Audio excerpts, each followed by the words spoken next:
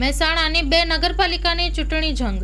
ખેરાલુમાં 59 અને વડનગરપાલિકામાં 43 ઉમેદવારો મેદાનમાં ઉતર્યા છે. 43,000 મતદારો મતદાન કરશે. વડનગર નગરપાલિકામાં 7 વોર્ડમાંથી 7 ઉમેદવારો બિનહરીફ જાહેર થયા હતા. વડનગરમાં વોર્ડ 1 અને 2માં 2 તથા વોર્ડ 7માં 3 ઉમેદવારો બિનહરીફ થયા હતા. સ્ટોરી રિપોર્ટ બાય મયુર પંડ્યા, મહેસાણા. અચ્છા, વડનગરનો જે તે વિસ્તાર મારો છે વોર્ડ નંબર 5, એના વિસ્તારની જે કોઈ સમસ્યા હોય એના માટે અમે ચાહિત ઉમેદવાર જે ખરેખર કામગીરી કરી શકે એવા હોય એ ઉમેદવારને અમે વોટિંગ કરીએ છીએ. વોર્ડના વિકાસમાં ઘણી સમસ્યાઓ છે. એક તો પાણીની સમસ્યા છે, જે ઓતરા દિવસે પાણી આવે.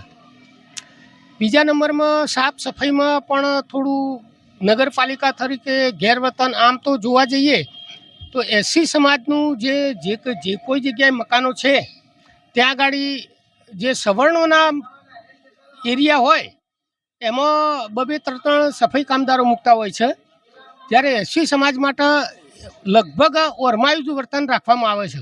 તમે રજૂઆત કરો કે તો કેવો જવાબ આપવામાં તો રજૂઆત અમે જ્યારે તારે પણ કરેલી છે નગરપાલિકાના, પણ નગરપાલિકાને એવું કહે કે ભાઈ એ તો માણસો અમે મૂકેલા જ છે, પણ એક એમના કહેવા પ્રમાણે માણસો નહીં આવતા, 1-2 માણસો હોય.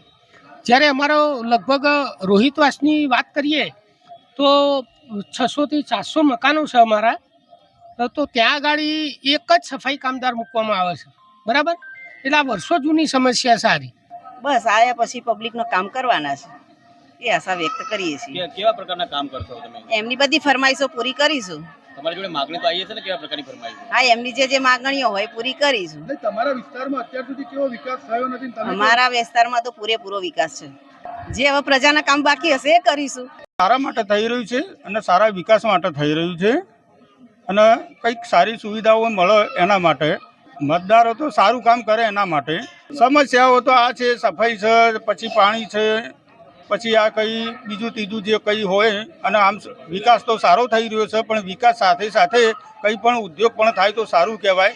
અને બીજી કઈ સમસ્યાઓ નડે છે તો કોઈ સરકારી દફતરોની અંદર જઈએ છીએ તો ખોટા ધક્કા ખાવા પડે છે.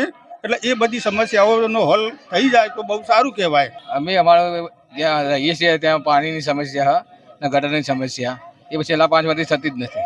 જે કામ કરે એ બાબતે ધ્યાનમાં રાખીએ છીએ. કેવા કામ? કેવો પ્રતિનિધિ જોઈએ તમારે? જે વિકાસ કરે એવો પ્રતિનિધિ જોઈએ અમારે.